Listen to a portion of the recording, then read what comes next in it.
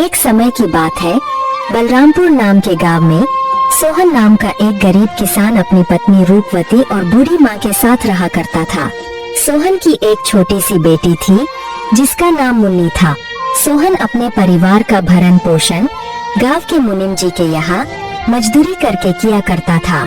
सोहन का घर का गुजारा बहुत मुश्किल से हो पाता था। सोहन के पास थोड़ी सी जमीन थी जिस पर रूपवती दिन भर मेहनत करके तरह तरह के फसल उगाती और गांव के बाजार के दिन सब्जियां और फल बेचा करती थी। सारे बलरामपुर वासियों रूपवती से ही सब्जियां और फल खरीदते। सब्जी ले लो, फल और सब्जी ले लो, ताज़ा ताज़ा सब्जी ले लो, फल और सब्जी ले लो, हरी भरी फल और सब्जियां ले लो। हरी भरी सब्जियां 20 रुपए किलो, सिर्फ 20 रुपए किलो, फल और सब्जियां ले लो। अरे रूपवती कैसी हो? घर में सब ठीक तो है ना? और मुन्नी कैसी है? मदन काका, मैं ठीक हूँ और घर में भी सब ठीक ही हैं और मुन्नी भी बिल्कुल ठीक है। काका और बताओ, आज बाजार कैसे आना हुआ और काकी कहाँ है?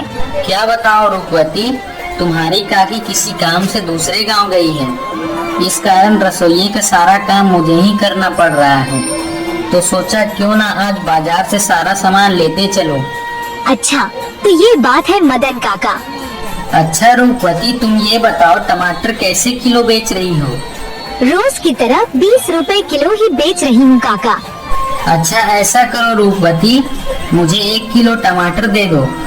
क्यों नहीं काका, देती हूँ। इतना कहकर रूपवती मदन काका को 1 किलो टमाटर दे देती है और बदले में मदन काका से पैसे ले लेती है। रूपवती के खेत में एक पुराना कुआं भी था जो सालों भर सूखा ही रहता। उस कुएं में एक बूंद पानी भी नहीं था। इस कारण रूपवती दूसरे गांव वालों के कुएं का पानी अपने खेतों की सिंचाई और खेती के लिए इस्तेमाल करती थी। अपने कुएं से पानी लेते देखकर कुएं के मालिक हरिदास को रूपवती से बहुत जलन होती थी।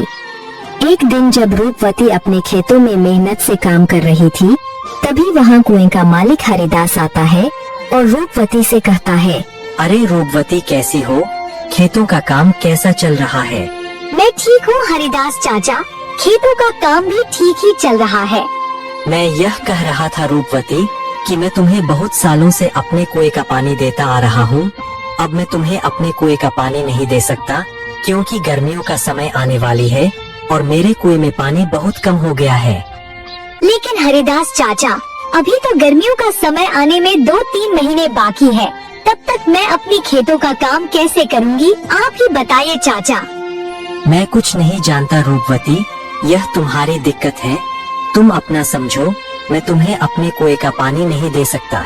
यह सुनकर रूपवती मन ही मन बहुत दुखी हो जाती है और घर जाकर अपने पति सोहन को सारी बातें बताती है। यह क्या हो गया भाग्यवान, यह क्या परेशानी आ पड़ी? अब हमारा घर का गुजारा कैसे होगा? आप चिंता ना करो भाग्यवान, ऊपर वाला सब देख रहा है। प्रभु हमारी मदद जरूर करेंगे। अच्छा ठीक है रूपवती, तुम जाकर आराम करो, मैं हरिदास काका से मिलकर आता हूँ। यह कहकर सोहन हरिदास काका से मिलने उनके घर की ओर निकल पड़ता है।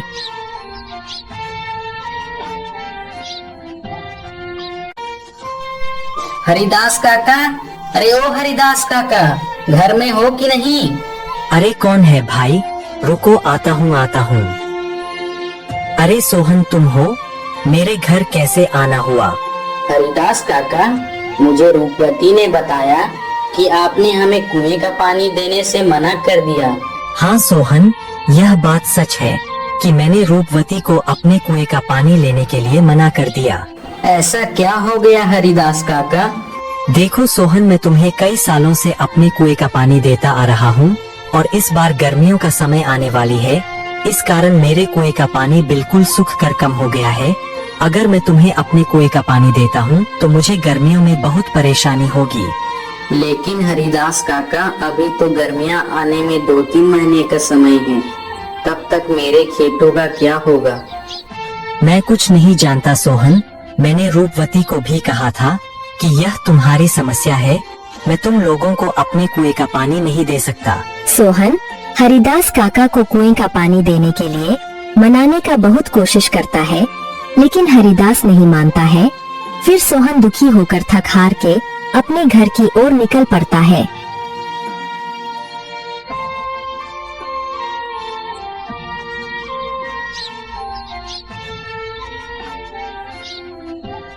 क्या हुआ? हरिदास काका ने क्या कहा? ना रूपवती, हरिदास काका ने पानी देने से मना कर दिया। कह रहे थे अगर मैं तुम्हें पानी देता हूँ तो मुझे गर्मियों में बहुत परेशानी होगी।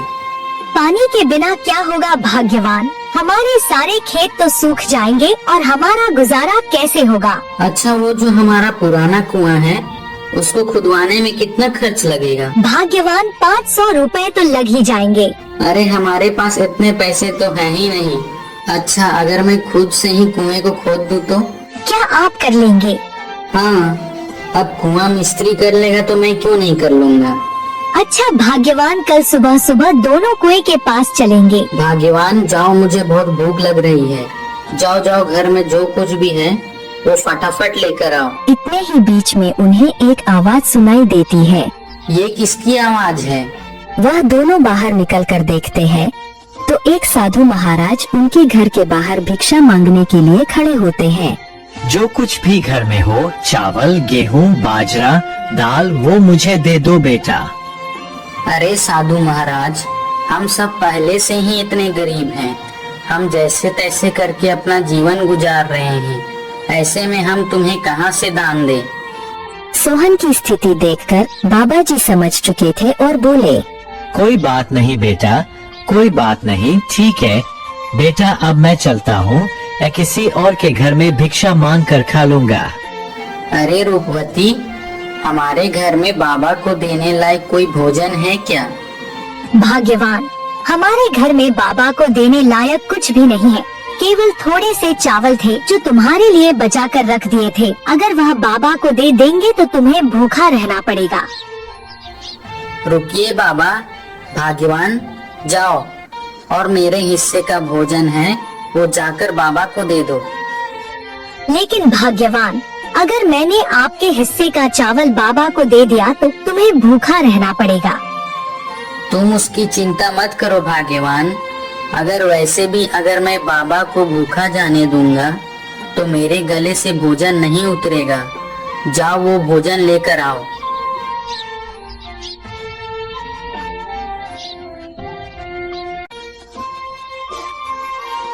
सोहन की पत्नी सोहन के अनुसार सोहन के हिस्से का भोजन बाबा को दे देती है। धन्यवाद बेटा, धन्यवाद। भले ही तेरे अभी बुरे दिन चल रहे हैं, मगर ऊपर वाला सब देख रहा है। वह एक दिन तेरी अवश्य सुनेगा।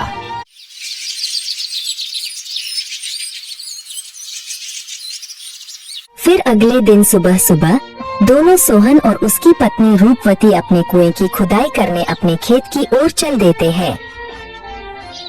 देखो रूपवती देखो, हमारे कुएं में तो एक भी बूंद पानी नहीं है। हाँ भाग्यवान, प्रभु हमारी कौन सी परीक्षा ले रहे हैं? फिर सोहन कुएं में नीचे उतरकर कुएं की खुदाई शुरू कर देता है।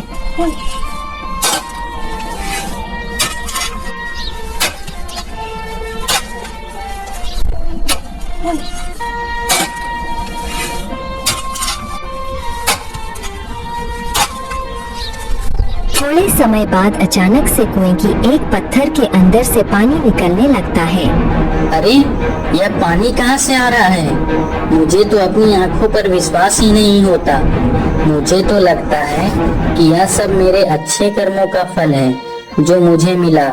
भाग्यवान सही कह रही थी और बाबा जी भी सही कह रहे थे कि तुम्हारे कर्मों का फल तुम्हें अवश्य मिलेगा।